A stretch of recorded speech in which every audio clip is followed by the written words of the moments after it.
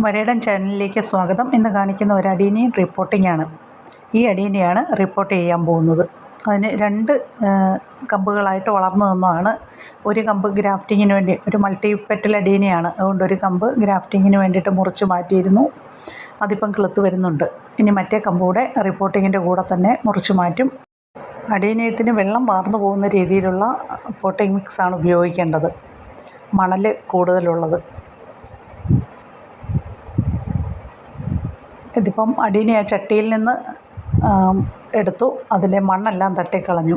മണ്ണ് തട്ടിക്കളഞ്ഞ ശേഷം പൈപ്പിൻ്റെ ചോട്ടിൽ കാണിച്ച് നന്നായിട്ട് കഴുകി, ഇനി ആ നാര് പോലെ നിൽക്കുന്ന വേരുകളെല്ലാം കട്ട് ചെയ്ത് കളയണം. അടീനിയത്തിൻ്റെ കോഡെക്സിന് നല്ല ഭംഗി വരാൻ വേണ്ടിയിട്ടാണ്.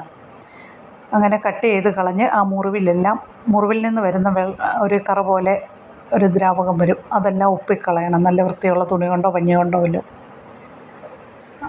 അതിന് ശേഷം അവിടെ ഫംഗിസൈഡ്, ആ മുറിവ് പാടുകളിലൊക്കെ ഫംഗിസൈഡ് തേക്കണം. അതുപോലെ കട്ട് ചെയ്ത് കമ്പ് മാറ്റിയെടുത്തും മുറിച്ചെടുത്ത കമ്പിലുമൊക്കെ ഫംഗിസൈഡ് തേച്ച് വെക്കണം. ഇനി ഒരു 2-3 ദിവസം കഴിഞ്ഞ് റിപ്പോർട്ട് ചെയ്താൽ മതി. ആ വെള്ളമൊക്കെ വാർന്നു പോയി ആ മുറിവൊക്കെ ഒന്ന് ഉണങ്ങിയ ശേഷം. ആ കമ്പ് ഞാൻ റിപ്പോർട്ട് ചെയ്ത് കൊടുത്തിട്ടുണ്ട്. അത് മണലിലാണ്, വളമൊന്നുമില്ലാത്ത മണലിലോട്ടാണ് റിപ്പോർട്ട് ചെയ്തത്. എന്നിട്ട് ആ ഫംഗിസൈഡ് കലക്കിയ വെള്ളവും ചവിട്ടിശാല ഒഴിച്ചു കൊടുത്തിട്ടുണ്ട്. ഇനി അത് കുറച്ച് ദിവസം തണലത്ത് വെച്ചിരിക്കും. കമ്പ് നടുന്നത് യാതൊരു വളവും ചേർക്കാതെ മണലിൽ മാത്രമാണ്. എന്നാൽ അടീനിയം റിപ്പോർട്ട് ചെയ്യുമ്പോഴേക്കും അതിൽ കുറച്ച് കമ്പോസ്റ്റ് ഉണ്ടെങ്കിൽ അത്, അല്ലെങ്കിൽ ശകലം ചാണകപ്പൊടിയും വേപ്പിൻ പിണ്ണാക്ക്, എല്ലുപൊടിയൊക്കെ ഇടാറുണ്ട്. എൻ്റെ കയ്യിൽ ഇപ്രാവശ്യം അതൊന്നും ഇല്ലായിരുന്നു, അതുകൊണ്ട് കുറച്ച് ചാണകപ്പൊടി ചേർത്തിട്ടുണ്ട്. പിന്നെ ഫാക്ടംഫോസിൻ്റെ കുറച്ച് റിപ്പോർട്ട് ചെയ്യുന്ന കൂടെ ചേർത്തിട്ടുണ്ട്. അത് വേരിലൊക്കെ തട്ടാതെ വേണം ചേർക്കാനായിട്ട്. പോട്ടിൻ്റെ ഒരു സൈഡിൽ ഇട്ട് കൊടുത്ത് മണ്ണ് കുറച്ചുകൂടി അതിൻ്റെ മുകളിൽ ഇട്ട് കൊടുത്താൽ മതി. അങ്ങനെയാണ് റിപ്പോർട്ട് ചെയ്യുന്നത്. അടീനിയത്തിന് അധികം വെള്ളം വേണ്ടാത്ത ചെടിയാണ്. അതുകൊണ്ട്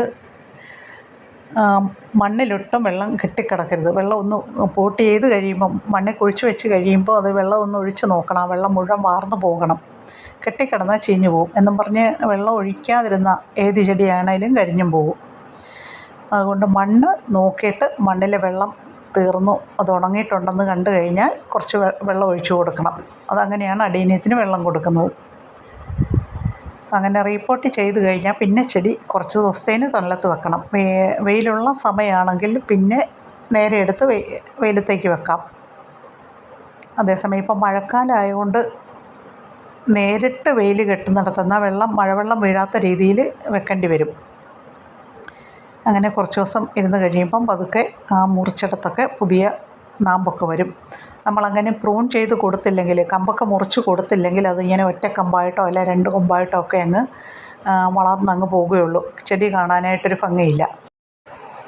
അതുപോലെ ചെടി ചെറിയ പോട്ടിൽ നിന്ന് വലിയ പോട്ടിലേക്ക് മാറ്റി നടുമ്പം അതിൻ്റെ ആ ചുവട് ഭാഗം, ആ കോഡെക്സ് എന്ന് പറയുന്ന ഭാഗം ശകലം ഉയർത്തി വേണം നട്ട് കൊടുക്കാനായിട്ട്.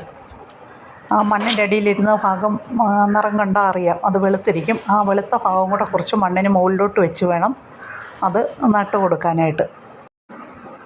വേര് മുറിക്കുന്ന ഭാഗത്തൊക്കെ തേക്കാനായിട്ട് കയ്യിൽ ഫംഗിസൈഡ് ഇല്ലെങ്കിൽ കറുവാപ്പട്ട നന്നായിട്ട് പൊടിച്ചത് തേച്ചാലും മതി. മണ്ണിൽ നിന്ന് പൊക്കിയെടുത്ത് വേരുമൊക്കെ കട്ട് ചെയ്ത് കറുവാപ്പട്ടയൊക്കെ തേച്ച് കൊടുത്ത് കഴിഞ്ഞ് 2-3 ദിവസം അവിടെ ഇരുന്ന് തണലത്ത് വെച്ച് ആ വെള്ളമൊക്കെ വലിഞ്ഞ ശേഷം പിന്നെ നട്ട് കൊടുത്താൽ മതി. വീഡിയോ ഉപകാരപ്രദമെന്ന് കരുതുന്നു. Thank you.